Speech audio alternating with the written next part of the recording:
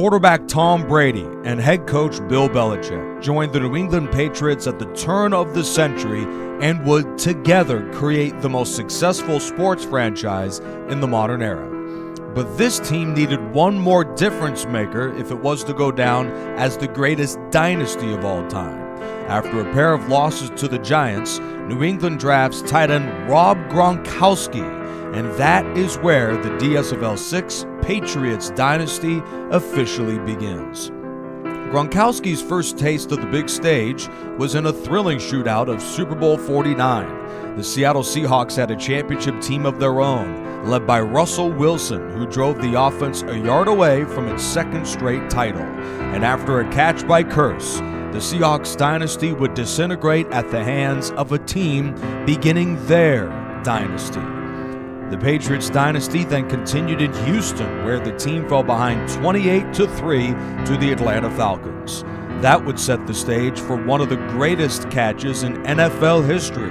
At the receiving end was the most reliable wide receiver of Tom Brady's career, Julian Edelman. The Patriots come back down 25 and win Super Bowl 51 in overtime. New England was back again the next year, and while they lost the game, Tom Brady was at the height of his powers. He closed the dynasty with 6 consecutive AFC Championship game appearances and a third Super Bowl win. From 2013 to 2018, the Patriots were one of the greatest dynasties in NFL history. The 2010's Patriots, 3-time world champions. The dynasty of the Pittsburgh Steelers was led by a coach who turned around the losing franchise.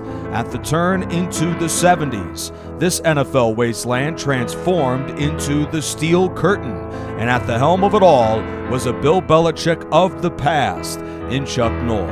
He was the greatest coach of his time, but the dynasty undoubtedly began in 1974, when his young but talented team would win its first Super Bowl on the heels of an immaculate reception. Hall of Famer Franco Harris and a defense that went the full 6 years with the most devastating group of players the league had ever seen at one time. Pittsburgh was a top 2 points defense in 1974 and 75 and 76 and 78. Then, Pittsburgh closed the decade with the NFL's top scoring and total offense in a dominant 1979 season. That offense was ahead of its time, led by Terry Bradshaw and a tandem of Hall of Famers out wide. 5 AFC Championship game appearances and 4 Super Bowl wins. From 1974 to 1979, the Steelers were one of the greatest dynasties in NFL history. The 1970's Steelers, 4-time world champions. The Dream Season Football League Series 6 AFC Championship game. In the simulation to determine the greatest dynasty in NFL history, there are 2 AFC dynasties left. The 1970's Pittsburgh Steelers at the 2010's New England Patriots. The AFC Championship game starts now.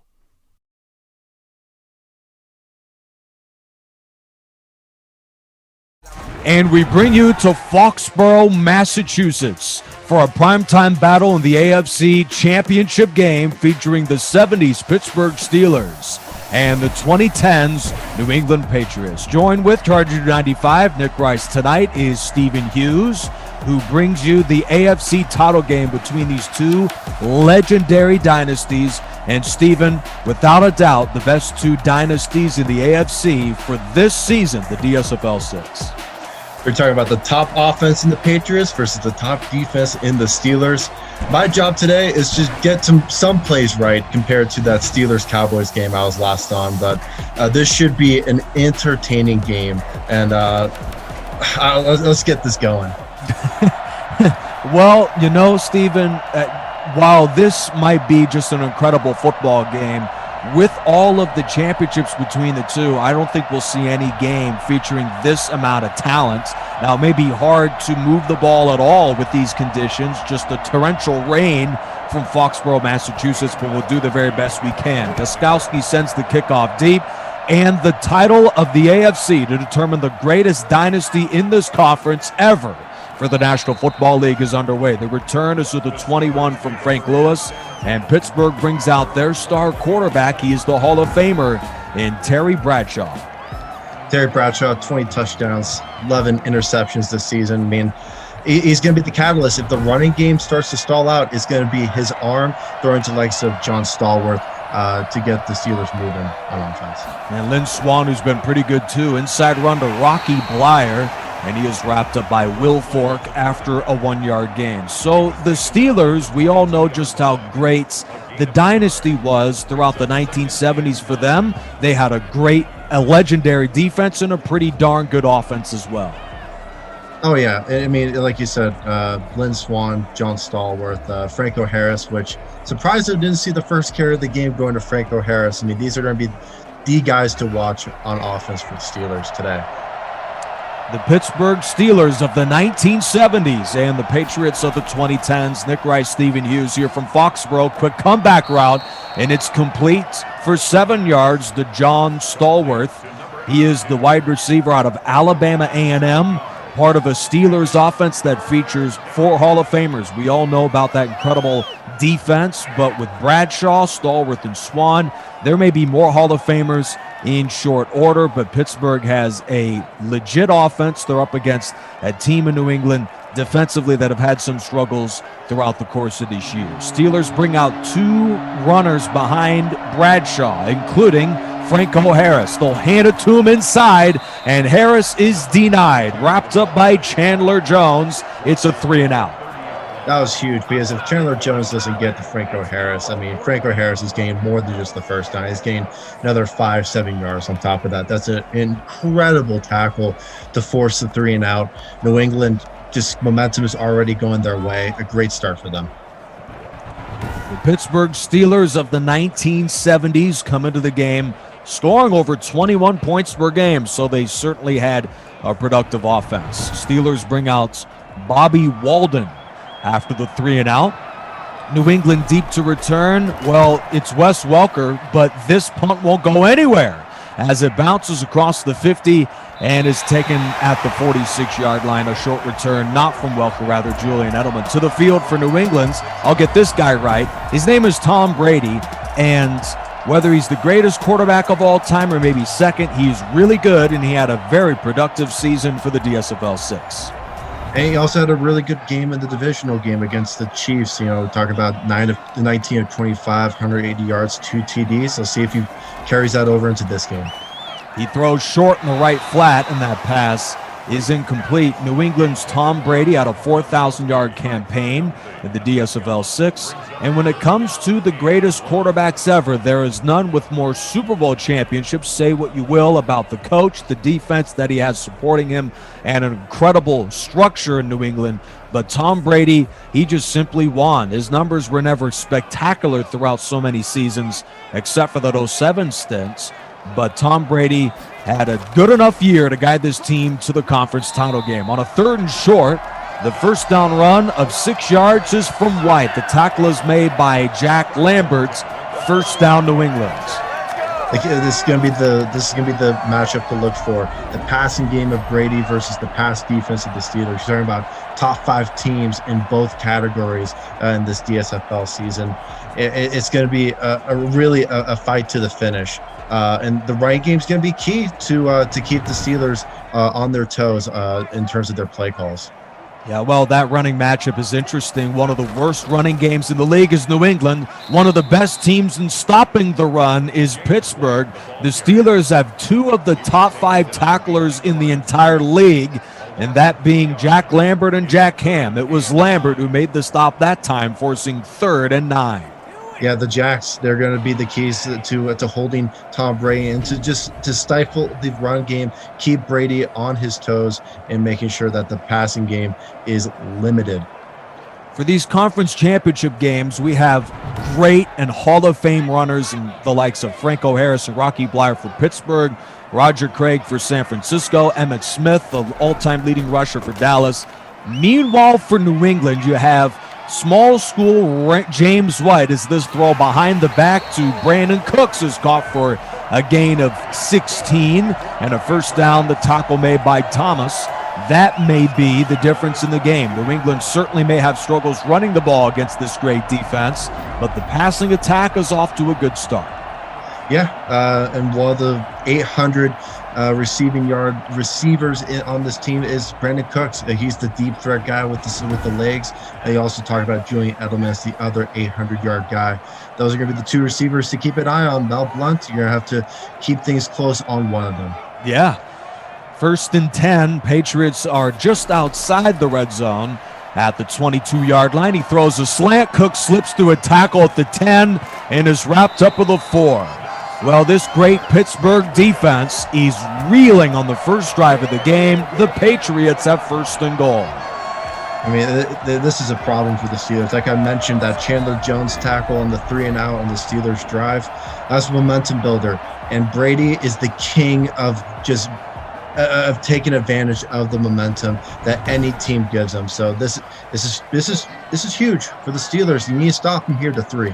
Yeah, this is typically what would happen led by Brady. Inside run to LeGarrette Blount, and he's wrapped up at the 2 by Mike Wagner. Pittsburgh's defense, a team that also is accustomed to fast starts. Well, it's really been a frustrating opening drive for them.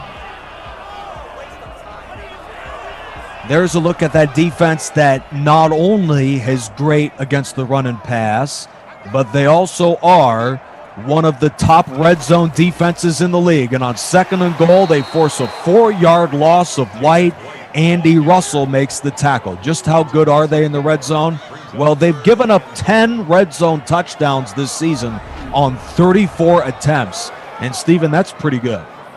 Oh, in terms of that's just insane. That's just keeping your offense in the game. That's keeping your entire team in it, especially early on here. And they'll bring 4 on a 3rd and goal from the 6-yard line. Brady unloads through the back of the end zone. Tack on another red zone field goal forced by the steel curtain. That incredible Pittsburgh defense. It's just been a consistency this entire season for the Steelers defense. A couple slip-ups like we just saw here in this drive, and they're still able to force just 3 points.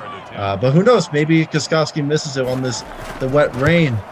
Well, no jinxing this time, and that brings a quick little reminder to what happened in Week 9. It seemed any time that we were talking Steelers and Cowboys, what you said probably wouldn't happen. I don't know why that happened, but it was a pretty funny circumstance, wasn't it? Let's make sure that doesn't happen again. Yeah, every time Steven will call.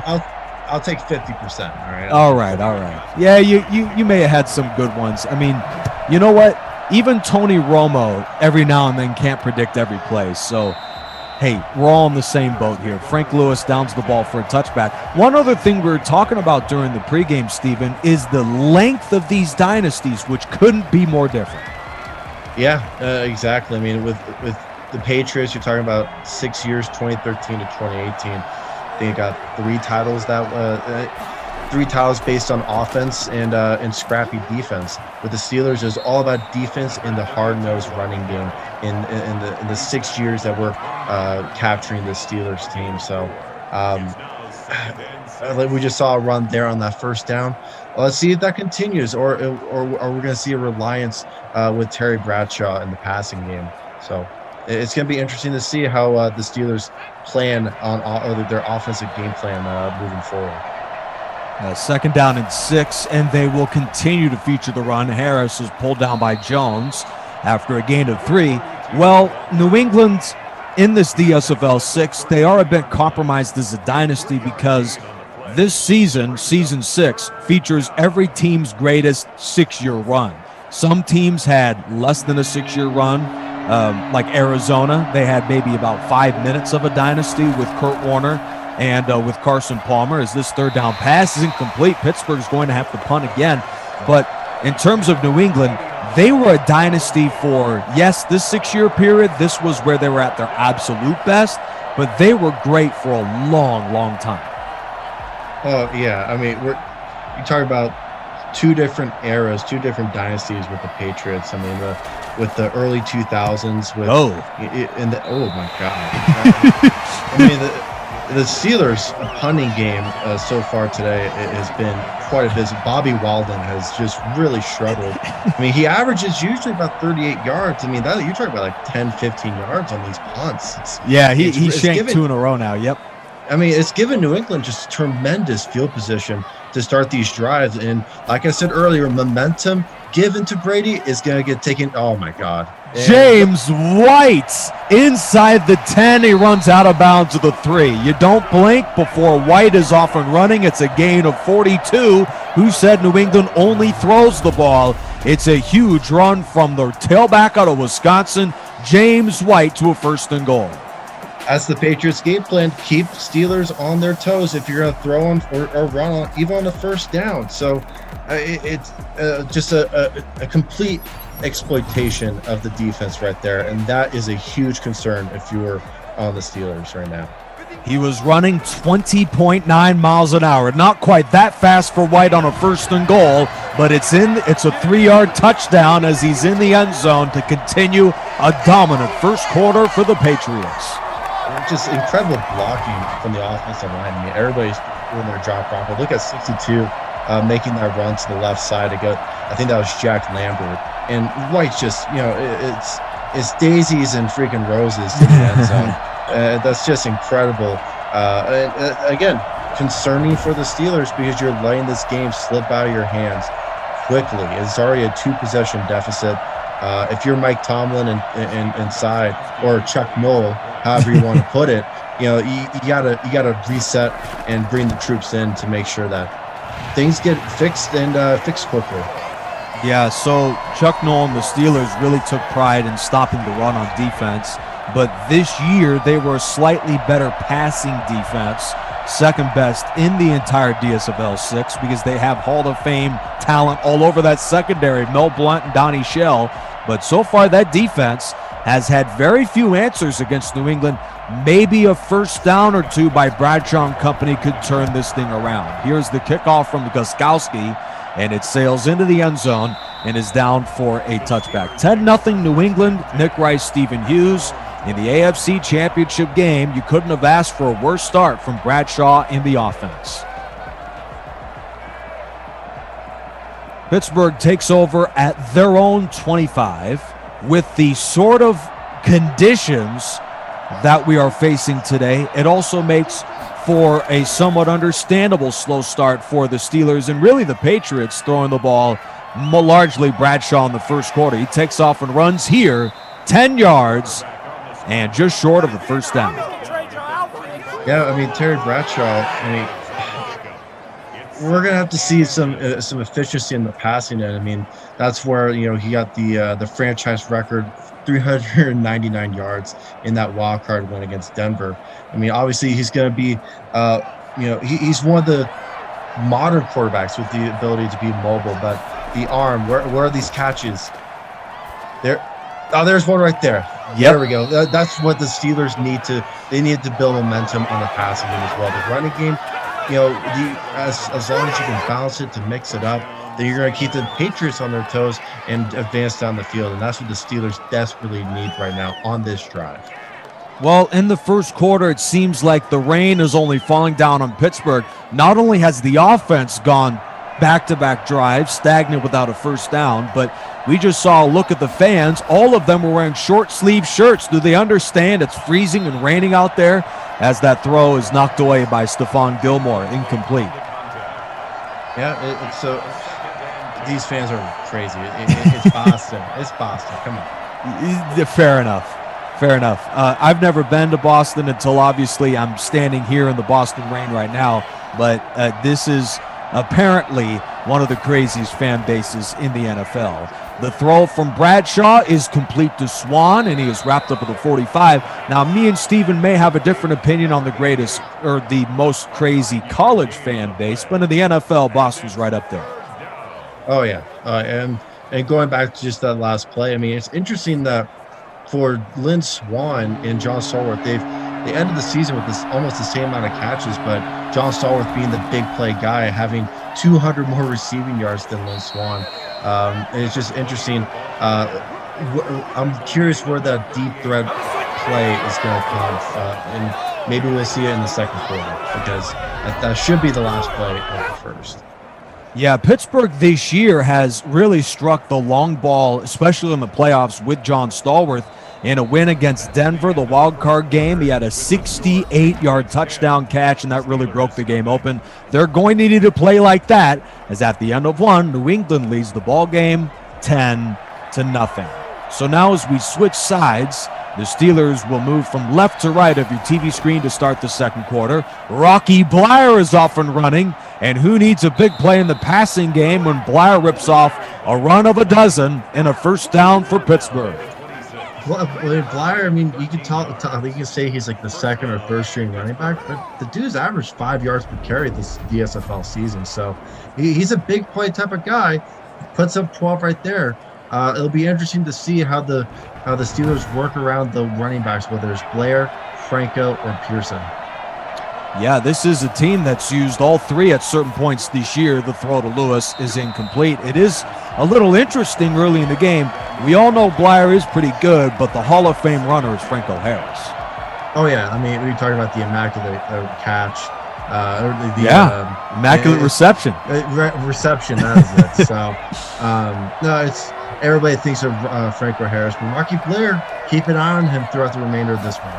He is the running back who releases on second down, and Bradshaw's throw is knocked away by Stephon Gilmore. So as we take a look at this New England secondary, because of the nature of this league, if you played 1 year with the team in the dynasty, you are considered a member of the dynasty. And that is what makes this secondary absolutely loaded, with the likes of Aqib Talib, Devin McCourty, Stephon Gilmore, Darrelle Revis, and Malcolm Butler.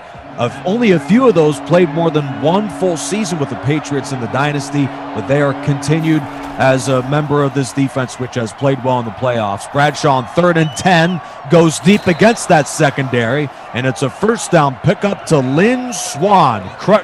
John Stallworth. Sorry, I'm getting confused. Two Hall of Famers out there. Hightower makes the tackle. First down, Pittsburgh.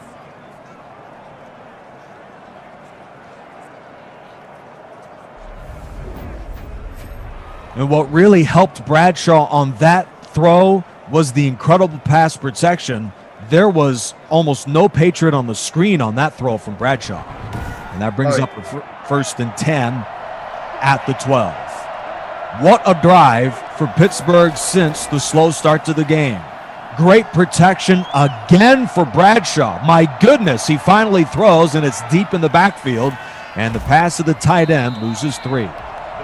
I mean, that offensive line led by the Hall of Famer Mike Webster, it's the wall that makes up the Steelers' passing and running game. So Terry Bradshaw just keep taking advantage of it, and like you mentioned, the secondary for the Patriots is tough, but they do give up a lot of yards in the passing game. So that's what Terry Bradshaw needs to exploit, and he's gonna be given all the time in the world with that wall in front of him. Yeah.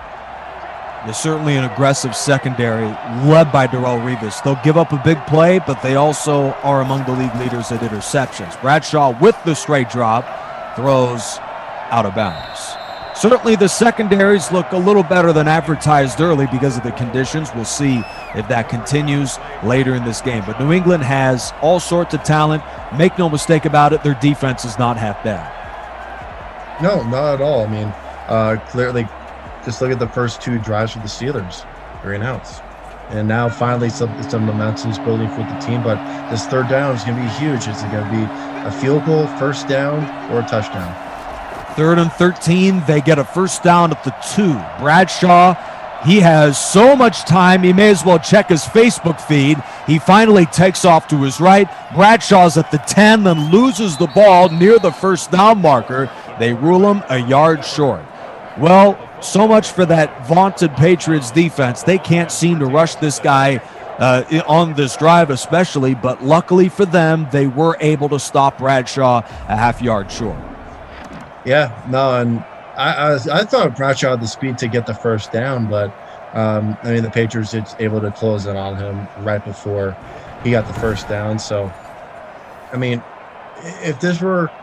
if I were the head coach, I would go for I would go for a fourth down, and all right, I'll take that. I wouldn't, but we'll see. 4th and 1 from the 3. They'll go back to the ground. Harris at the inside is tackled close, and he got it. Boy, that was very close, Stephen. Lawrence Guy, a former Sun Devil, by the way, out of Arizona State, makes the tackle, but it's a 1st and goal.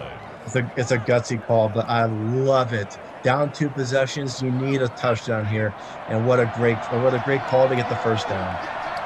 Franco Harris already has 9 touchdown runs this year, but they'll go to the pass, and Bradshaw finds John Stallworth in the end zone. Pittsburgh takes almost the entire first half, but with 5:47 to go here in the second quarter, they have found the end zone for their first points of the ball game. What a gutsy call that's just paid off in one play. Just a simple screen route. No linebackers even thinking about John Stallworth over the middle, and the Steelers are back in it. The Steelers are getting back the momentum that Brady's been taking advantage of since the beginning of the game. Incredible drive.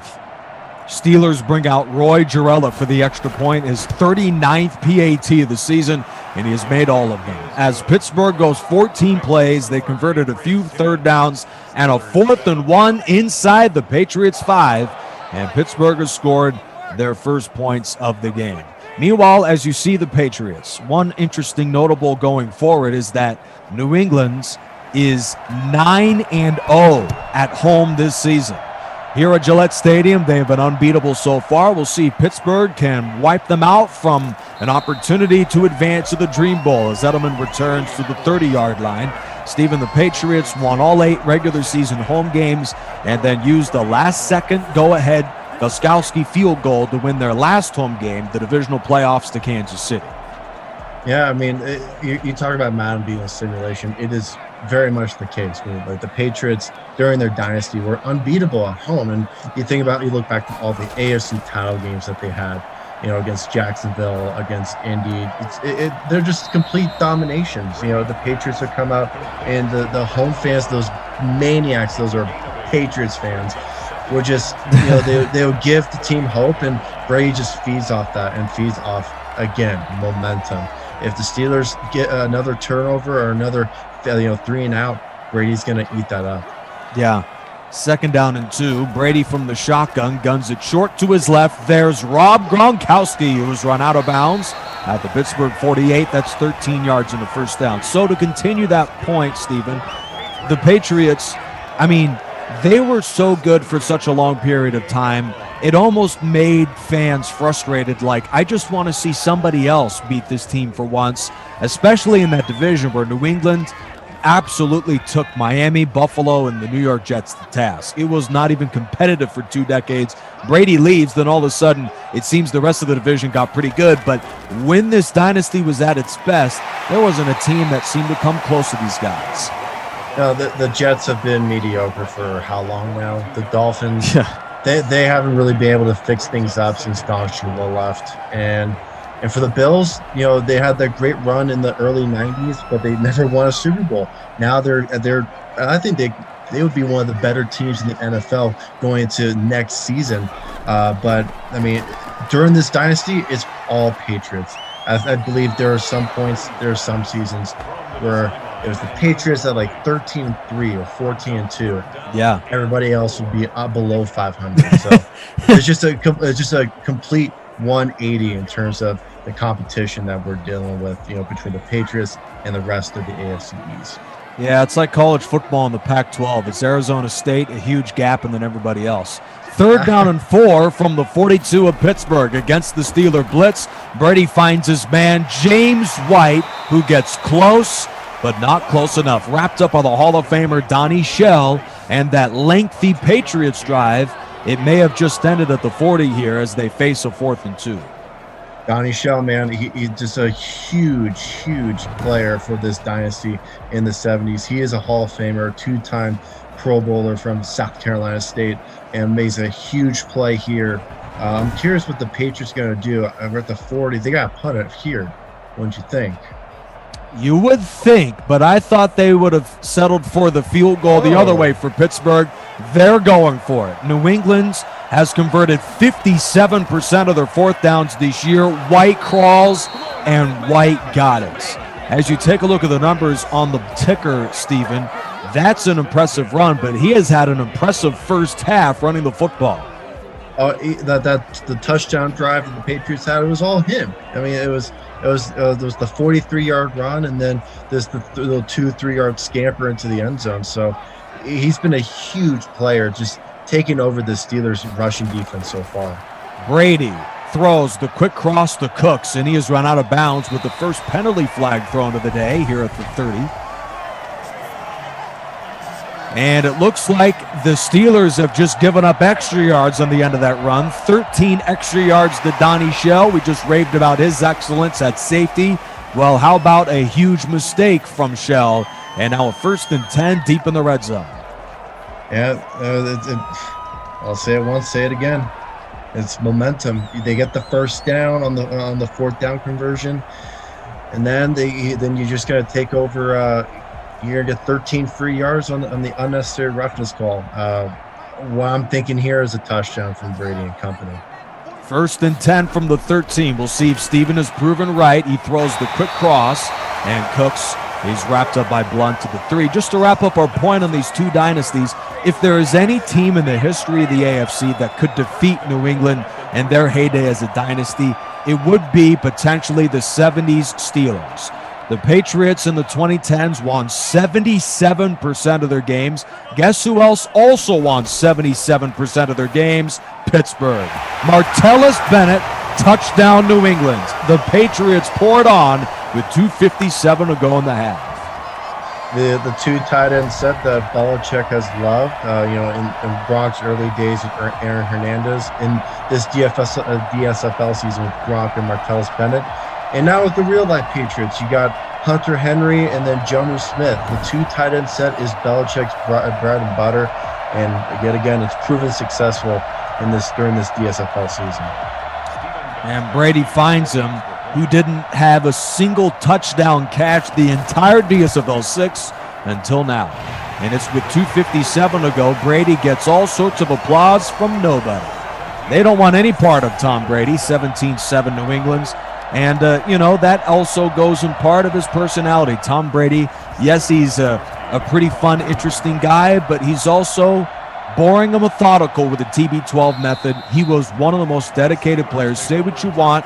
This dynasty can be very frustrating for all fans in the 2010s, but Tom Brady was really good for a really long time, and it's a huge inspiration. As much as, and I'm just trying to play to the people who I'm sure are fans of the Jets and Dolphins and all that.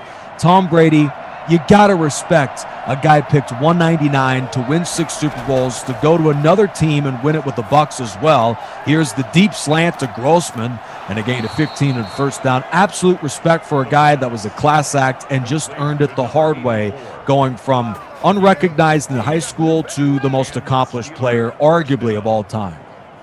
Yep, and as an individual who is from Tom Brady's hometown of San Mateo, California, true, we got to see the true rise of him coming from Unip-Rosera, where Lynn Swann, another player in this game is out of San Mateo and from the same high school as Brady. So an interesting Sarah Padres little collab in this one, but I mean it's just complete loyalty, and some people can give Brady gripe over the Deflategate situation, but you know how he responded to that? It was a Super Bowl. So yeah, he's the true definition of a competitor, not just the game of football, but in all sports. Yeah, with Deflategate and Spygate, I mean, New England had its fair share of controversy. And did they skate on the side of, playing against the rules, coaching against the rules? Sure, maybe, but ultimately, whether they did that or not, and who knows, they would have been great regardless. So this team was really good. and Tom Brady was at the forefront of it. After the incompletion on first down, it's another incompletion, but he may have gotten roughed here. That's the case. Huge mistake from New England and Patrick Chung. One other weird notable for this game, the dynasty of the Patriots are one of the most penalized teams in this whole league. There's another flag on them and a first down against New England.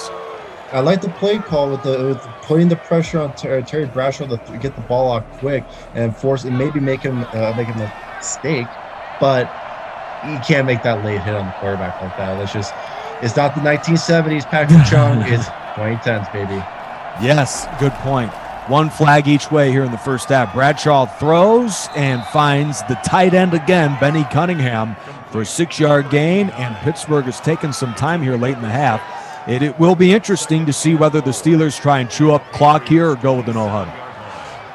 I think what I just heard from Julian Edelman there to Brady is saying, "You're too old. You're too old." It's getting him fired up, and it's going to be interesting to see if the Patriots have any time to get some points before the end of the half. Bradshaw unloads and finds his man again. First down to Stallworth on a gain of 6.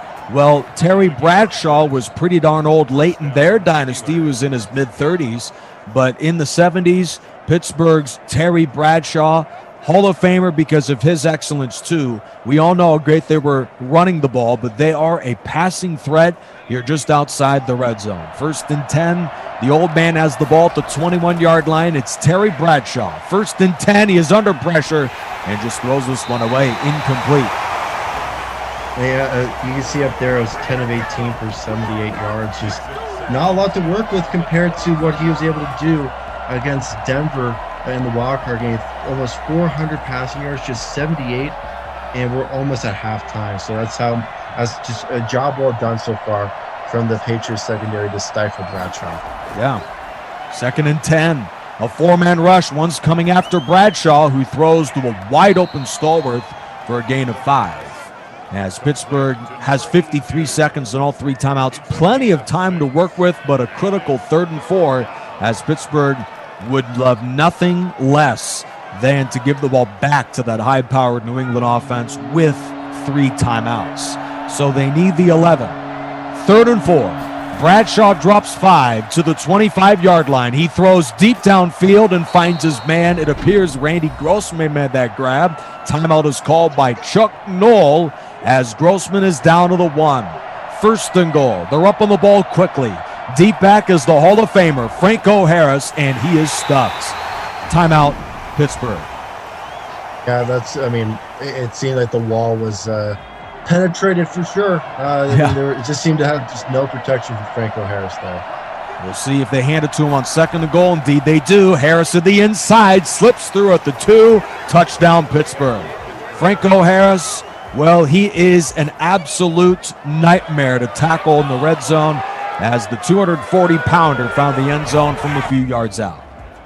I draw Franco Harris comparisons to Jerome Bettis. He's big, physical. They're not going to get, they're not going to make the big plays and all that. They're not going to go for 70, 80-yard runs, but they're going to get some big chunks on guards that they need, and that's what Franco Harris just did after that poor first down run. Steelers, they're right back in it. So, and they definitely need the points heading into the half, knowing that they'll be taking the ball off to the Patriots to start the second half. Yeah, 10-play, 76-yard drive. This is the exact type of football game we were hoping coming in. Close going into the half, 17-14, both teams playing well. Edelman from a few yards deep, returns on a hop to the 21-yard line. These two dynasties were so good, they want to combine 7 Super Bowls, 4 for Pittsburgh and 3 for New England.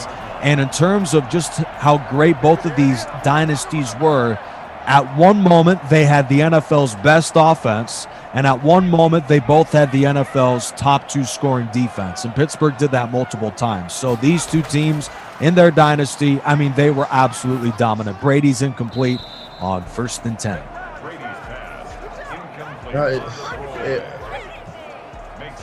It's really deserving that these two teams were to show up as the battle for the top AFC team in DSFL history.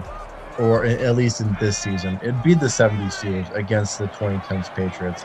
It's a match made in heaven. Yeah, I'm with you. 2nd down and 10. Patriots are just short on time here. We'll see if they can get something downfield. Blunt is wrapped up short of the 1st down. New England will not use a timeout, so it appears that may have just closed the 1st half. Stephen, what have your thoughts been through these first 2 quarters? Any surprises so far? Any marquee players to look at for the 2nd half? I mean, if the Steelers, if their offense, starts to stall out a little bit, they need an improvement in their punting game, man. Because I was for a sec, I was thinking Brandon Cooks was going to break. I know. Yep, very close. But the Patriots, the 2 punts that Bobby Walton's kicked, they've gone tremendous field position, and both possessions they got points out of it. Yeah, that's one big takeaway for me for the Steelers. For the Patriots, they're being kept on their toes. I mean, the combination, the pass and the run game, it's working for the Steelers. Steelers offense, Bradshaw, Franklin Harris, John Stallworth, Lynn Swan, they just got to continue to build that going. And also Rocky Grossman, that's going to be the player to watch. A great 1st half from him. Let's see how that goes into the 2nd half. 2nd half underway as the kickoff soars and Edelman brings it back to around the 21.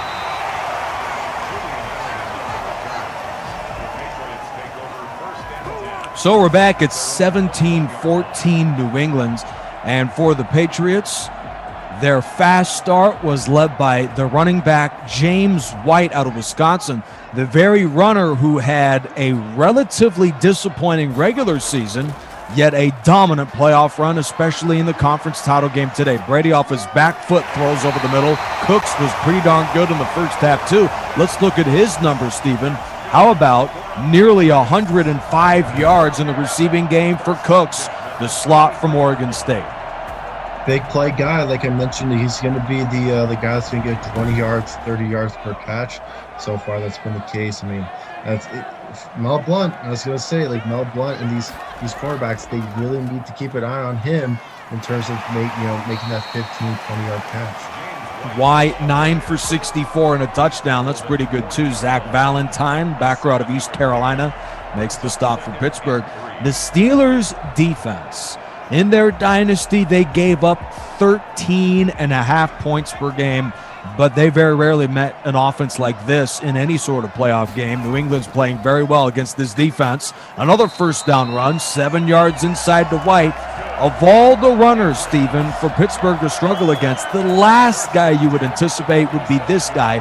No shame in James White and his performance today, but the Steelers have to be very disappointed. I mean, James White, in real life, he showed up in the playoffs, in huge, during different times of this dynasty. I mean, he's just proven that again in this one. Now, I guess this simulation is not all that unrealistic after all.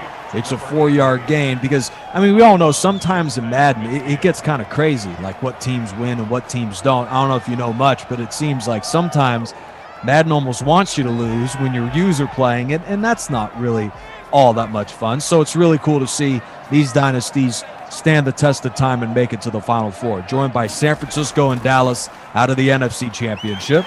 On a 2nd down and 6, there's a run near the marker, and indeed a 1st down for yet again James White. The Steelers, like I mentioned, the 1st half when they were down 10-0. Chuck Noll, Mike Tomlin, whoever's at the sideline, you gotta figure something out to slow down James White and make Brady throw the football, just to make things a little more difficult for the Patriots to drive down the field. It's been pretty seamless drive so far. Brady throws a deep out cut, and that is caught by the toe-tapping Cooks for a gain of 13. He played with nearly a half dozen different football teams, such as the LA Rams, the Philadelphia Eagles, but his best year, arguably in the history of his career, was with New England, and boy, he is having the game of games right now against this Steel Curtain defense. 7 catches for 115 yards, video game numbers for Cooks. 1st and 10, New England has the ball at the 30 of the Steelers to begin the 2nd half. Brady throws to the left side for yet again Brandon Cooks. Hall of Fame day for Cooks. 1st down, New England. and 47, Mel Blunt. I mean, at this point, I think Mel Blunt just has no answer to figure out what Brandon Cooks is doing, and to slow down that relationship between Brady and Cooks, because it's just getting better and better as the game has gone on, and it's going to be a continued problem unless somebody solves it. Maybe you got to double up Brandon Cooks. Yeah. Well, they've certainly slowed down that guy. Upended at the 12 is Rob Gronkowski. Gronkowski had an absolutely insane regular season. In fact, he had the most receiving yards and the most receiving touchdowns among all tight ends in the league this season. And Rob Gronkowski's been held to just 2 catches in the ball game tonight. New England's in the midst of an incredible drive. 2nd and 3 from the Pittsburgh 12. Steelers bring 5. Brady, yet to be sacked today, fires into the end zone, and it's intercepted to the back line by Mel Blunt, and the Steelers take over. Yeah, Mel Blunt was on Julian Edelman on that play, and I mean, Julian Edelman's such a small guy, a 50-50 ball. Look at that difference in terms of height, and Mel Blunt was going to win that, 10 times out of 10. A huge play for the complexity of this one. Let's see how the Steelers take advantage of it. Terry Bradshaw's in some serious trouble and is taken down for a 4-yard loss, but his running numbers look pretty darn good for the Steelers today. Meanwhile, you called it, Mel Blunt, he's got to play better, and he made a huge momentum swinging play because the Patriots were poised for another touchdown drive. Yeah, I mean, Brady was looking good. James White was looking incredible, like he has been all game. It was just a matter of time, like one of the Patriots going to score, but a rare Brady mistake, and maybe there wasn't a mistake so much as like hey, I need to get it to Julian Edelman. Like, he is one of the reliant guys that have been able to throw the ball to this season, and unfortunately, it's just one of those situations where the bigger guy wins the battle. Yeah. Jamie Cooks wraps up Franco Harris after a strong gain on 2nd down. The Steelers, make no mistake, they were a run-heavy football team throughout their dynasty, the 70s, led by the Hall of Famer from Penn State, Franco Harris, who in the DSFL 6 ran for over 750 yards in an injury-shortened season. 3rd and 6, Bradshaw's hit as he throws. Another late hit on the quarterback. That's a first down for Pittsburgh. Oh, wait a minute. Holding. Okay. That was a late flag. Hall of Famer Mike Webster, and the Steelers are forced to punt. And let's take a third look at Bobby Walden as well, Stephen, on a disastrous change of events. I mean, it looked like the flag came out as soon as Bradshaw got hit, so we assumed that was going to be a roughing the passer, but it's... Oh, boy. What is going on with this guy? 14-yard punt, fair catch by Gilmore. I have never seen just a punting display of this, just so poor. I mean, this looks like Pee-wee punting right here, man. Like, come on. Well, New England literally starts off in position to score points. After the play fake from Brady, he unloads short to the left, and that throw's incomplete. Who would have believed that after Brady was picked off by Mel Blunt in the end zone, the Steelers would flip a total of 18 yards of field position? If New England doesn't at least have a field goal in this drive, I mean, the Patriots would have the disappointment of the day here, up 17-14. Bobby Walden is single-handedly keeping New England in the ballgame. Pass to Danny Amendola, and he is taken down to the 27. It's a first down for the Patriots. 48 catches from Amendola. I would say he was the number 4 target for Brady this season, but I mean, no less. He makes a big impact. He had more touchdowns than Julian Edelman this season, so you can never keep your eyes off of Danny Amendola. Just so many targets on this Patriots offense to look at and to make sure that they're covered. Exactly. Brady over the middle, and that throw's complete. The only receiver we haven't talked about much in today's game is Josh Gordon. He is on the roster for the New England Patriots. Do you remember his run much in Foxborough? Because it was really short. I don't remember. We talked about this before the game started. I thought that Chris Hogan would have been more of a factor this season, since he was more of a member for the 2016 and the 2018 runs for a Super Bowl with the team. Josh Gordon was there for maybe a hot second, and then got a ring out of it. So yeah, or did he? Or, was he part of the season which the Patriots lost to the Eagles, or did they win? Sure. That's 2017, so it just depends on if it was 17 or 18. I'm telling you, I'm not sure, and to be completely honest, I don't think 2017 was the Eagles, I think. That was the year they lost the Eagles. Yes, no, that was the year. So Hogan was in there in 2017? Yeah, he was there 2016, 17, and 18. So that's just my opinion. I thought that he would be a part of it, but clearly Bill Belichick and company have a different, they have a different thing in mind, hoping that Josh Gordon has a little more upside than Chris Hogan. Right. By the way, shout out Phil Nunziata. His Eagles beat the Patriots in the Super Bowl of 2017. 2-yard run inside for the fullback out of Brown, James Devlin. Jack Lambert makes the stop, setting up a critical goal line situation for New England. As mentioned, Pittsburgh had given up 10 red zone touchdowns the entire season, the fewest in the whole league, and we'll see if they can buckle down again in the red zone. Landon Roberts is the player in motion for the Patriots. A deep drop, Brady looks, pressure is coming, and his second and goal throw is incomplete. James White has been a menace running the football. We'll see if he takes the call on a 3rd and goal.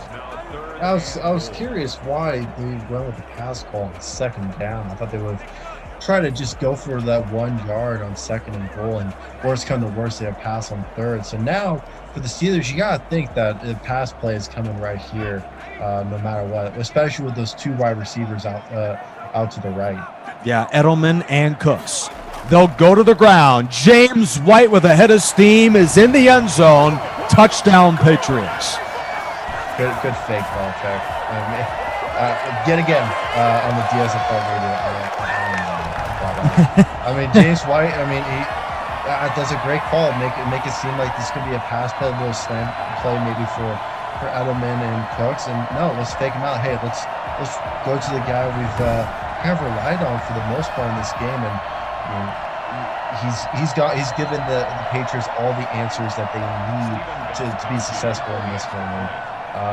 For the Steelers, it's a problem. You can't stop them. So what are you going to do about it? Because it's back and forth between a 1 possession and a 2 possession game. The Steelers they need to take the lead, but in order to do that, they need to stop James White. Yeah, and who would have thought that the Steelers need a wake-up call on defense in this game? I mean, I'm sure we expected a close game, but I'm sure they did not anticipate Bradshaw having to save the day for him. But he did do that once in a Super Bowl. That was against Dallas in '79. So 24-14, New England leads the ball game with 1:32 to go in the 3rd. Pittsburgh, as an offense, 168 yards today. Well, they gained 275 per game. That's just 24th in the league. So this offense will be tested. Bradshaw throws this one away. Pittsburgh did gain 408 yards of offense in the wild card win against Denver, but this is no Denver defense. New England has really covered the tandem of Stallworth and Swan brilliantly, especially in the 3rd quarter. We'll see if the Steelers can get something going here down the stretch of what is a critical second half from Foxborough. Pitch to the right. With a head of steam, here is the galloping Franco Harris to the 40, to the 45, and he's out of bounds at the 50. Biggest run of the day for Harris. It's a pickup of 25. And we'll see the next gen stats presented by Amazon here. This is the big run. This is the breakout run we've been waiting for from Franco Harris in this one. A little gallop right there, like you mentioned. You're talking about 20 miles per hour. It's just, you're talking about a bull when you're trying to tackle that guy going right to your face. And I mean, talking about 20 yards right there, or 45 yards. Sorry, first down, what a play. Well, there's so many stats, it's a little confusing. So basically, it said yards as a carrier, and I thought that was the 25-yard run. So. Yeah, even Usain Bolt would be like, okay, 45 miles an hour, let's relax, okay? Hold up. Yeah, for sure. maybe Michael Vick now at 40 years old, maybe he can run that fast, but outside of that, there's nobody in the NFL who can. But considering that he's 240 pounds, that's pretty darn fast. 2nd down and 10. Bradshaw rolls to his left. Pressure by Chandler Jones. He throws across the field, and the pass is caught at the 24-yard line. What a play to Frank Lewis. It's a gain of 26. We haven't heard much of the slot receiver Frank Lewis tonight. 1st down Steelers to the chagrin of the Patriots fans here in Foxborough.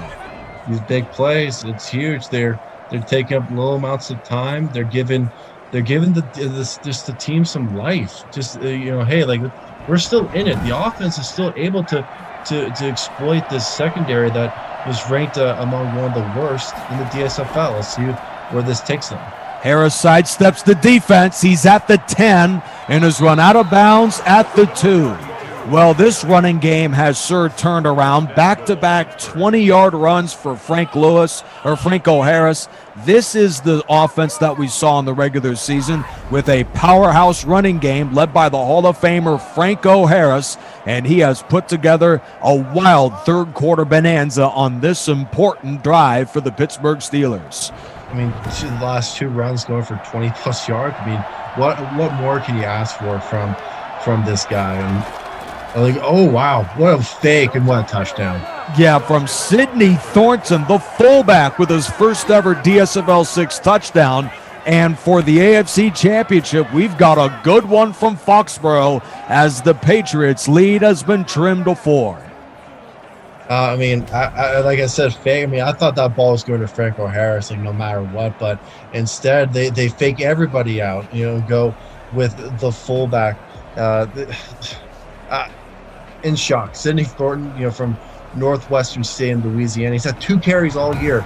This is his 3rd one, and goes for his first touchdown. The boys are getting fired up. It's great to see. And once again, 1-possession game here in Foxborough. I mean, this is what made the 70s Steelers so good. I mean, their defense was great, but when you desperately needed Pittsburgh to make big plays on the offensive end, I mean, they absolutely delivered. 24 seconds to go in the 3rd quarter. New England 24, Pittsburgh 21. And what is the scary part of the Patriots is that I'm sure Tom Brady's thinking that I have done basically everything right today, and we're only up by a field goal. Here is the return from Edelman.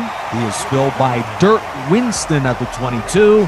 That is where the Patriots will take over. Yeah, no, I going to your point of, Brady has done virtually everything right. For the Patriots, they've ended every possession with a score so far today. Except no punts. No punts, but they did have that turnover from Brady. But that's the only little mistake. But it didn't really seem like it was that big of a deal because of that punt from Bobby Walden. So, and that's the thing that has been brutal for the Steelers. I think the Steelers, all in all, have been slightly the better team, but the score obviously doesn't show it because of Bobby Walden. All right, let's go ahead and pound this guy. End of the 3rd quarter, Patriots 24, Steelers 21. You look at his numbers, Stephen, and he was incredible during the regular season. Now, the one interesting part about the 1970s is that here this pass on 2nd down is incomplete. First, let's take a look at the laundry on the field. 4th flag of the ball game. And this is a penalty on Brian Stork. The one area of the game where today's football far surpasses the 60s and 70s, the old school, is special teams. I mean, there wasn't any chance that kickers in the 70s could make 63-yard field goals like it seems players today are making on an annual basis. In fact, even PATs, if you can't make 95% from the new PAT line, I mean, you're cut from the team unless you're Gostowski last year with the Titans. He just missed everything, yet still was on the team. Couldn't explain that, but special teams has really hurt Pittsburgh today. Roughing the passer is going to hurt the Steelers here. 1st down, New England's. And that is just brutal. Like at this point, it's a game to the 4th quarter, down a possession. You can't make those type of mistakes right now, especially right there after getting a holding call. Things are going your way. and then you're giving momentum to the Patriots. Let's see how Tom Brady and James White go about things starting at the 30-yard line. 1st and 10. Steelers bring just the 3-man rush. And Brady looked a little caught off guard after that one. A throw right into the dirt, incomplete. The amazing part about this game, Steven, is that we see 45 points scored, and the conditions are not very good today. Yeah, no, I remember a couple of years ago, like the Niners and the Washington football team had a game, and it was just torrential. Just the rain was coming down. It was a slip and slide all over the field. The game ended, I think, maybe like 10-3. But quite the contrary in this one. The offenses are able to take advantage of what the defense has given them, and a high-scoring game. Both teams, they know how to play and to work in torrential conditions. The AFC North, the likes of Pittsburgh, Cleveland, Baltimore. You're talking about when the weather is bad, it is brutal. Same goes for the AFC East with the Jets, with the Bills, with the Patriots, with the exception of obviously Miami. It's always 85 and sunny in Miami, but these two teams, this is just another day at the office for them with the rain, and I believe that's the reason why it's so close and so high scoring. And another big 1st down, 2. The Patriots are accustomed to these high-scoring football games led by that guy, the future Hall of Famer from Arizona, Rob Gronkowski. 1st and 10 after the big play from Gronk at the 37. It seems that nothing can slow down this New England offense. Brady throws, and the pass is dropped. I guess the only players stopping this Patriots offense are themselves. Incomplete. Yep, and to your point about it's just Brady has done everything perfect except for one play. It's all about the drops and all that. He hasn't made any bad passes really in this one. Even that 50-50 ball to Julian Edelman was a good call, but Mel Blount had the better position, and he's a little bit of a bigger guy, so he's able to bump off Edelman. But right there, Edelman, speaking of the devil, is a great play to get the Patriots inside the red zone. And this is an absolutely incredible performance on offense by this football team. And now Brady's doing this receiver by committee. Edelman's getting involved now, but we have seen 6 or 7 different guys make a critical catch in this football game today. And New England from a drive inside their own 20 at 1st and 10 from the 11. And Brady's throw in the end zone is incomplete. Good coverage out there by Mel Blount, the Hall of Fame corner out of Texas Southern. Incomplete. Yeah, that's a big play from Mel Blount. I was kind of hoping to see that earlier in the game. I was kind of burning him a little bit, but after that interception, on that 50-50 ball, that was huge, and he's really been showing up in really good ways in the second half. Handoff to White, and he is down to the 7 with 6 minutes to go in the game. This Pittsburgh defense, which ranked 1st in the DSFL 6 in points allowed, 2nd against the pass, 3rd in yards given up, and also 4th in takeaways. The team that had 25 turnovers forced. Well, this defense hasn't been quite up to their regular ability in today's game. 3rd and 6, Brady from the gun, scans the field at the 12. He's still looking. Brady is hit as he throws. Incomplete. Absolutely outstanding coverage from the steel curtain, and the Patriots settle for a field goal. We're set to have this one still be a one-possession game here in the 4th quarter. Absolutely big play and great pressure at the line of scrimmage from the Pittsburgh defense to force Brady to throw it out of play. Tremendous work. 3 points, they'll take it. Like you said, Nick, it's a one-possession game. This is going to be a great ending here in Foxborough. Absolutely incredible. New England, their defense in the dynasty was never quite as great as their offense was, and they have played good, not great today, holding the Steelers to 21. Lewis downs the ball for a touchback. So the Steelers, we saw them run the ball at will in the previous drive. Do they keep that going on this possession? I keep it balanced. Keep giving the ball to Franco Harris and to Rocky Bleier, and then also do a little bit dump off plays from Terry Bradshaw. The deep, the out routes as well. We're seeing it right there. Obviously, they didn't go for a catch or anything, but it's those type of plays that have been successful for the Steelers. To stay in this game, and just to keep it going. That's all I want to see. Anything out of the ordinary, and that's where I'll have a problem. So as you can see, we are still dealing with a torrential downpour from Foxborough. Under 5.5 minutes left with the Patriots up 6. Bradshaw goes deep to the sideline for 14 and a first down. What a catch for the Steelers to move the chains. That's Benny Cunningham again.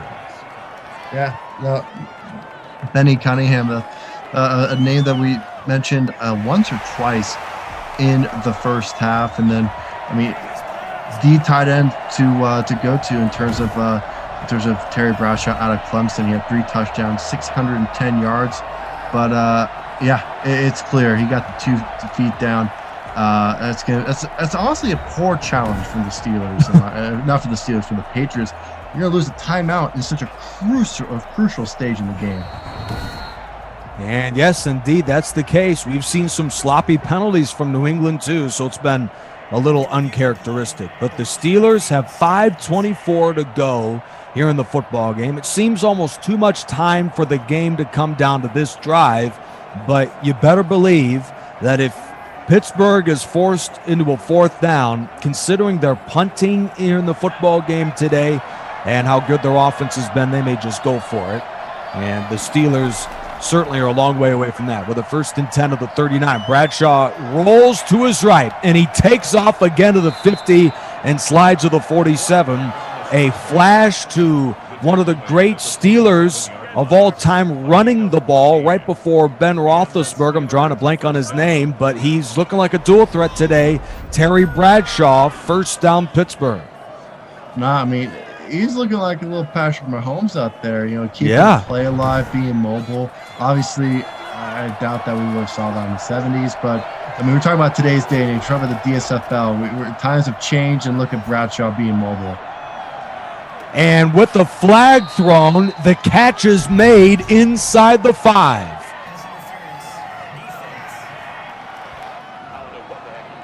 That was an absolutely incredible play, Stephen. Logan Ryan on the penalty. Yeah, no, absolutely huge. Another 50-50 ball. This time it goes the offense's way for the black and gold. Incredible play. Now the Steelers, they're back in it here. Let's see if they're able to punch it in for the touchdown. 1st and goal. Jet sweep to John Stallworth, and he is wrapped up at the line of scrimmage. Cordell Stewart was the guy I was thinking about. He played about 2 decades ago. But Terry Bradshaw is looking a lot like Cordell Stewart in the game today. He's a good thrower, but boy, he is running the ball with some serious success in the game today. And after the big throw downfield from Bradshaw, the Steelers are 3 yards away from the lead. Quick draw, Bradshaw to the end zone. He finds his tight end who was in the end zone, ran out of the goal line. 3rd and goal now from the 2. Yeah, I thought that the catch would have been made in the end zone, but he went towards the ball, which is what the coaches would want, but it resulted in only gaining a yard, not getting the touchdown. This is getting interesting here. What call is it going to be? Well, the pitch to Harris, and oh my goodness, it looked like he had a beeline to the end zone. Stopped short with a flag on Pittsburgh. Well, it wouldn't have scored anyways, but it appeared to me that Harris had a front line to the end zone, and in the most interesting decision since the challenge, New England decides to accept the penalty instead of 4th and goal at the 1. Pittsburgh faces 3rd and goal at the 11. We will see if this decision pans out. It is a very interesting one at that for Bill Belichick. 3rd and goal. Bradshaw with 1 rusher unevaded. He throws an interception with a flag thrown again at the 8-yard line. Oh, wow. Malcolm Butler roughs the passer, and he didn't need to do that. It did. Wow. negates the interception. It puts the Steelers back inside the 5, and Steelers get a second chance on the 1st and goal. Things are the last 3 plays have been absolutely insane. And now Pittsburgh's got to figure out a way to punch it in. The Steelers are the 3rd-ranked red zone offense in the entire league with great protection again. Bradshaw's hit as he throws, and the pass falls incomplete. Smart play. This quarterback has yet to be sacked tonight, Steven, even though he was hit. I mean, to me, that is a very interesting, some would say phantom, but an interesting penalty flag to throw with the ball already way out of the hands of Terry Bradshaw. Nevertheless, the Steelers get a break. It's 2nd and goal from the 5. Back to the ground to Rocky Bleier. Touchdown Steelers. The diving Rocky Bleier, and an extra point gives the Steelers the lead with 3:40 to go. I mean, a great call. I mean, you talk about in the shotgun set when you see Bleier, next to Bradshaw, you gotta think that Bradshaw's gonna give to him. Bleier's been that guy in the backfield that has been the main guy to go to in the shotgun set, and right there, I mean, untouched, tremendous touchdown. Barring the extra point, Steelers are in the lead, and this is just an incredible game to decide the winner of the AFC. Yeah, and quite the comeback. Down double digits was Pittsburgh. It was a 17-7 ball game in favor of the 10's Patriots. So the 70s Steelers and their great players of that dynasty run have come all together to mount a huge comeback here in Foxborough. 3:40 remaining in a thrilling football game with Pittsburgh up a point. Here is the kickoff from Jarella, and it towers about a yard or 2 in the end zone. The wide receiver from Kent State gets crushed by Russell at the 21. What a hit. And the Patriots have a long field with 2 timeouts and 3:38 to go. Just quick to mention, Julian Edelman, along with, is similar to Brady and to Lynn Swann. He's a San Mateo product. He went to, before he went to Kent State, he was a quarterback at College of San Mateo, the JUCO in town. He did not go to Sarah. He went to, I believe, Woodside High.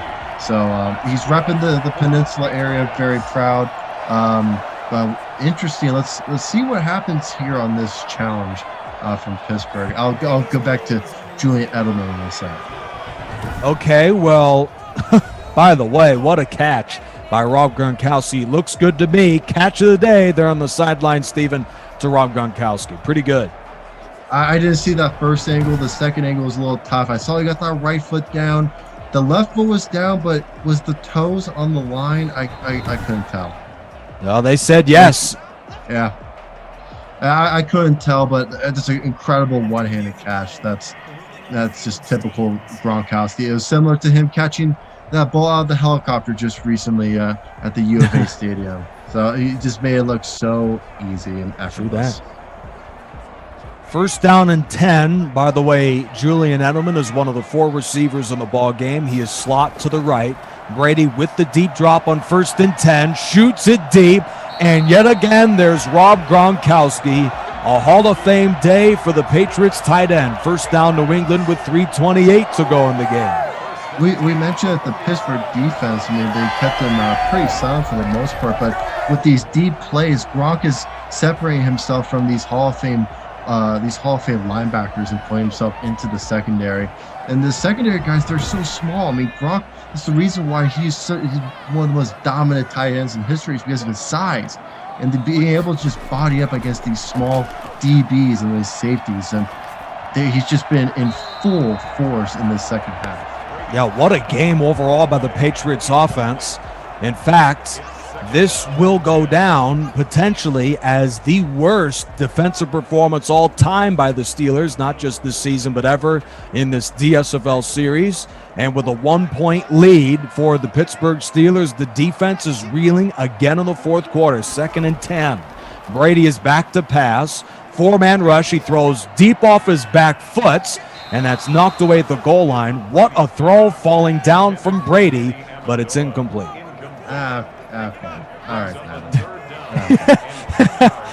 All right. On his back foot. Like, okay. Come on.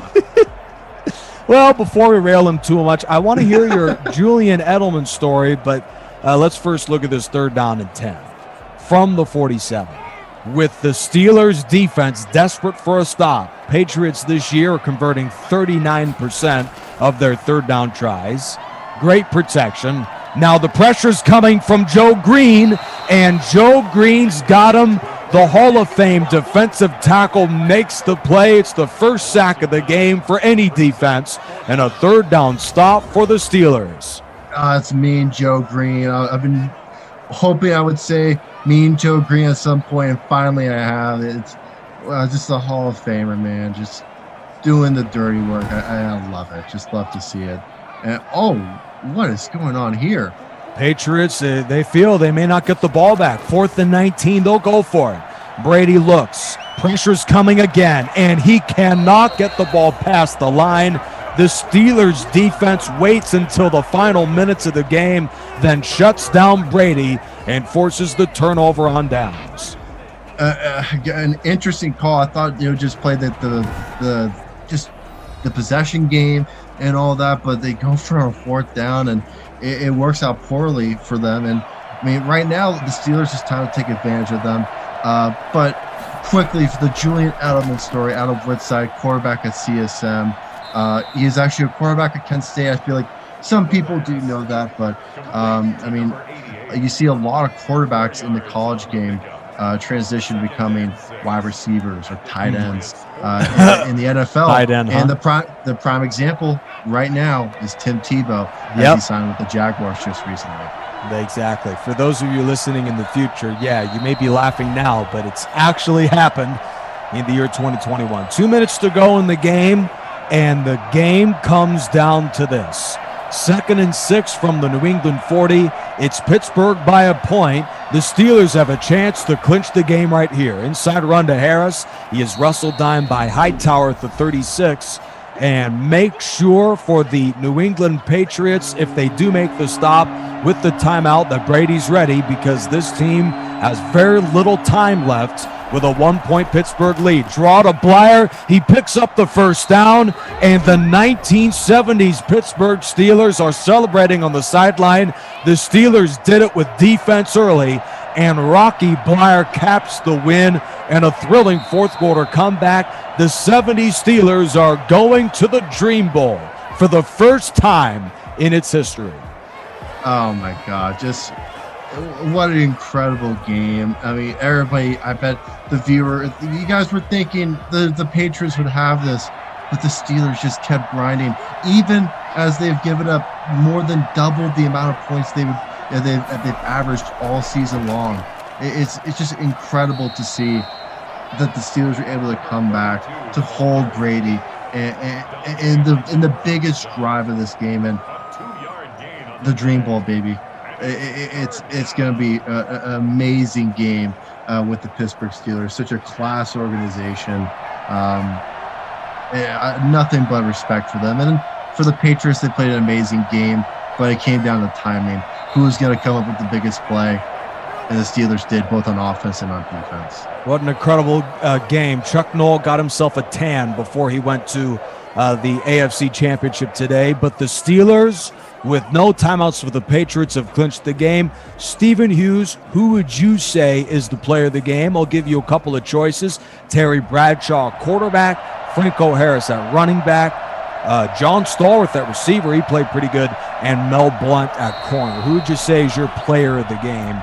You could go off the board, but there's my board for you.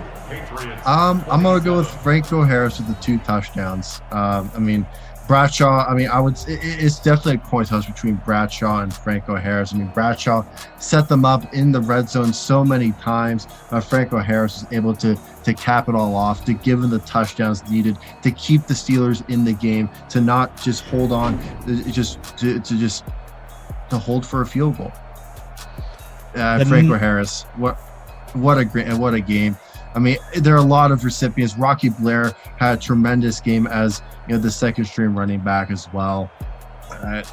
Just an all-around tremendous game from the Steelers. Even though they gave up the 27 points, they're a team that averages 13 points given up per game.